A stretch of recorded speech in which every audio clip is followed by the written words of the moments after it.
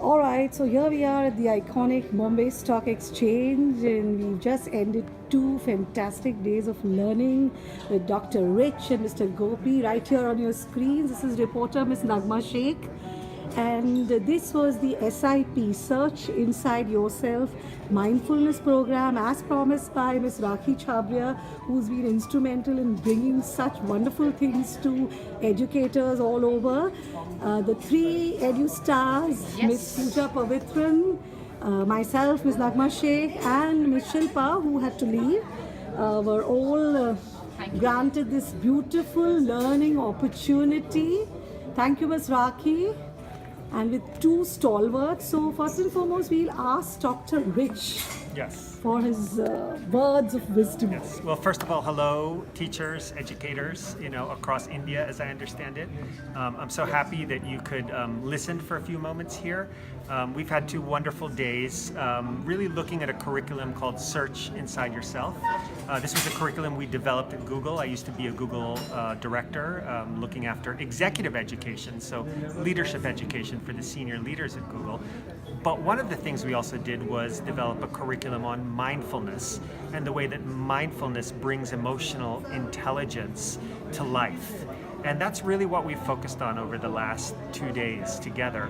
And I've had the pleasure of meeting your colleagues here and talking a little bit about how this applies to education and maybe even more specifically to the classroom setting. Because we think that these skills are really useful in a classroom setting where you all have, I'd say, perhaps one of the most important jobs in the world, which is to educate the next generation of leaders. And so that's not an easy job, and we know that.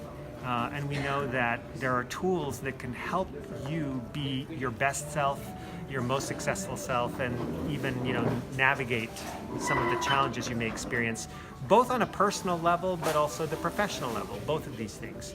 The program we offered then really talked about how to bring the tools of mindfulness, which is awareness of oneself, of the present moment, of the people around you and the environment, to really use that skill of awareness to help manage difficult situations, emotions that may arise, stress, anxiety, things that we all face, but I think in particular teachers face. The whole idea is, be your best self by searching inside yourself.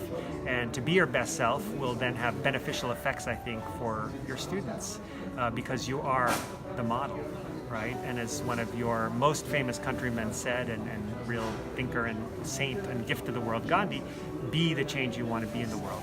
So in many ways, this is really what we are teaching, very practical tools to do this through mindfulness and emotional intelligence.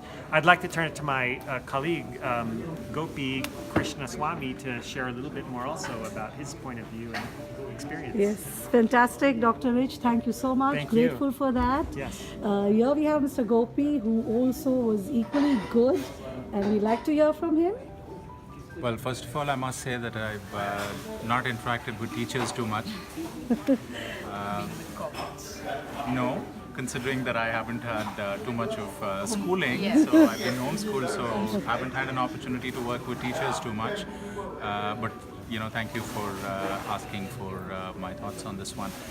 Rich has already very beautifully talked about search inside yourself and what it brings in terms of emotional intelligence and how teachers can benefit from this.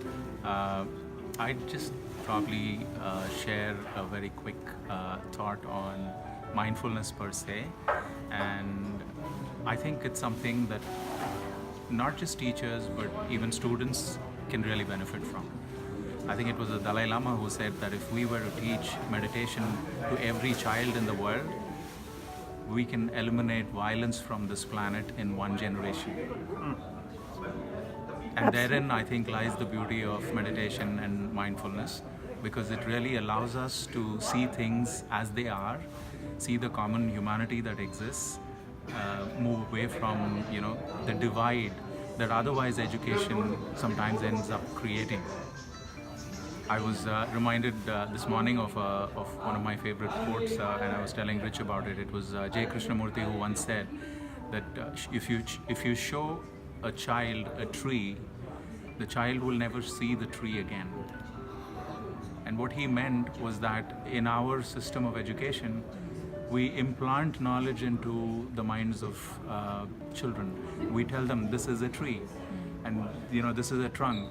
And instead, if we were to teach them the ability to just be aware and to develop the quality of mind which will accept and explore things the way they are, I think that's one of the most powerful things that education can do for children. So thank you guys for being here. You've been amazing, We would and love to have such a teacher. this would be something that you could probably take away and share. Thank you so much. Gratitude to both of you for enabling us to be who we are today after the past 2 days experience today and yesterday.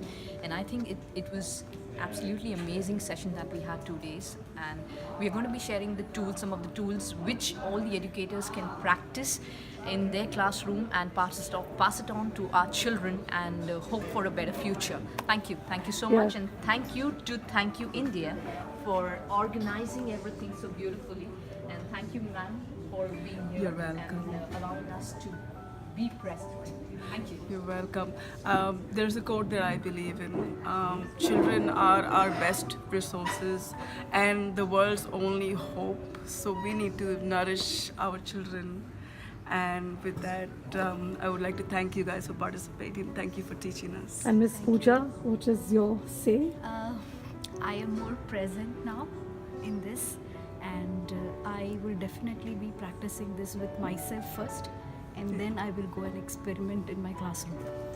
Yeah, so thank you everyone. This is Miss Nagma Sheikh signing off from the Bombay Stock Exchange after a fantastic 2-day learning. Thank you. Thank you.